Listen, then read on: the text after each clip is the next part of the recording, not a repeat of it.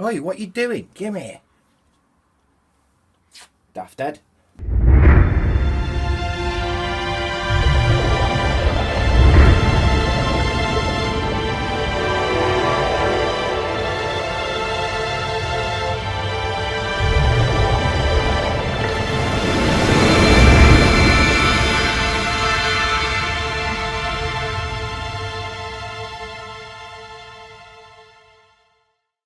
Right, we're back and ready to do the water. What I've got here is some of the Vallejo still water. Now, according to the instructions on this, it takes 24 hours to dry, and you have to apply it in fine, thin layers of 1 to 2 millimeters.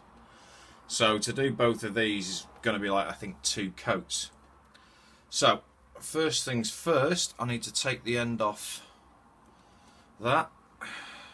So I'm going to use my old sprue cutters. Voila. Yeah, I think that's come off. No, it hasn't.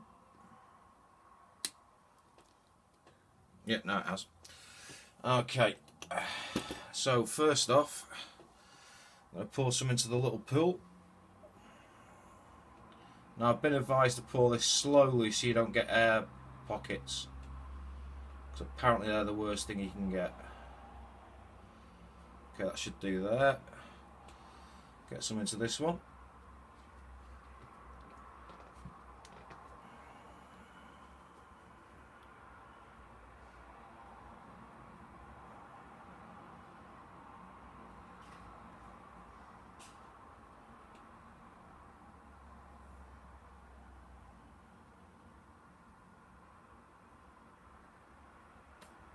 Okay. Now, just need to level it off a tiny bit. So pick her up and so I get to run into the corners and where I need it to go.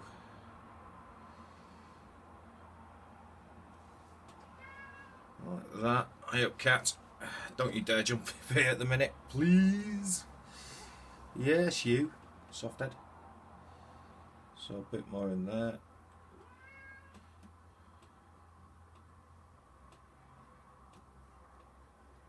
Now I've been told you do get quite a bit of shrinkage when this dries, so that's not to worry about just at the minute.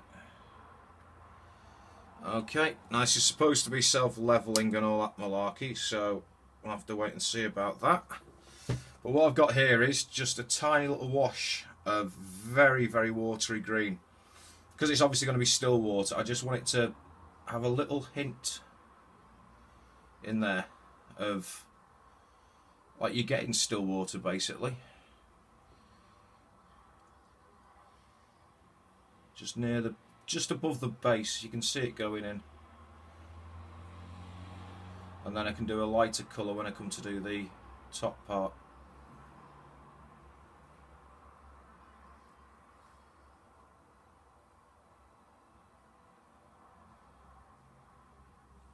Okay.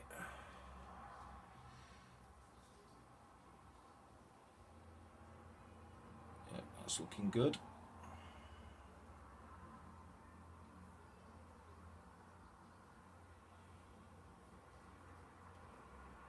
So it just gives that nice murky effect when you get that sort of gooey whatever it is that grows in ponds. Okay. Right, that's in there. Now that's got to be left for 24 hours. And then I can top it up if it needs topping up. So, as soon as this cuts, see you in 24 hours and we'll be back. Hey everyone, right, 24 hours is up and it seems to have done its job. It's starting to look pretty cool. It's still clearing. There's been one little disaster area, which I'm... oh, just so you know, if you're wondering what that is what used to hold the camera on a shelf on the wall, and it decided it wasn't going to do that anymore. So I'm afraid this last episode's in good old Handycam. So I do apologise. So I can bring you in close now anyway, which you couldn't do before. As you can see, the greens have given quite a nice effect on the water there from the bushes. You can see all the stonework and the dry brushing we did. If we follow it round, bit of moss there on top of the tree trunk. Now, I don't know if you can see this very well. I'm just going to try and bring it as close as this thing will focus. Come on, focus. Come on. I know you want to. It's that sort of greyness there, and there's like splits. It's almost like it's fractured. Now, I don't know what's caused that. I know that's definitely coming away from the base underneath, but it's rock hard and dry just for them two areas. Now, I might have to...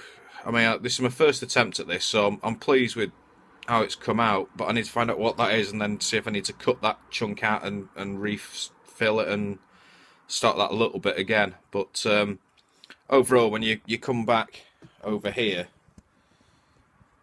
and you put it on a level, you don't really notice it too badly, so when it's on a shelf it'll still look pretty cool. So I'm going to assemble the rest of the model and so you can see what it looks like with it sat on its actual base. So I'll come straight back after I finish the speeder bike. Okay, well there she is, finished. If you wonder about the speeder bike, she just needs a couple of coats of matte varnish, but she's there again, pretty finished. Need to do a little bit of weather on the actual Scout Trooper, but no, I think it's turned out quite nicely for what it is. And for my first go, and I've not done this for years, of any, well, painting a model, I never actually built any before or did anything on this scale whatsoever, so I'm quite pleased. There's a couple of complete and utter swines of YouTubers out there that I really have to thank for this, because they've actually helped encourage me to do it, and they do some of the best educational videos for anyone who's getting into model making. So that's a big shout out for Tony and Fox. Your names will end up somewhere across here, gentlemen. But yeah, definitely watch their stuff. It's well, it's far superior to my stuff.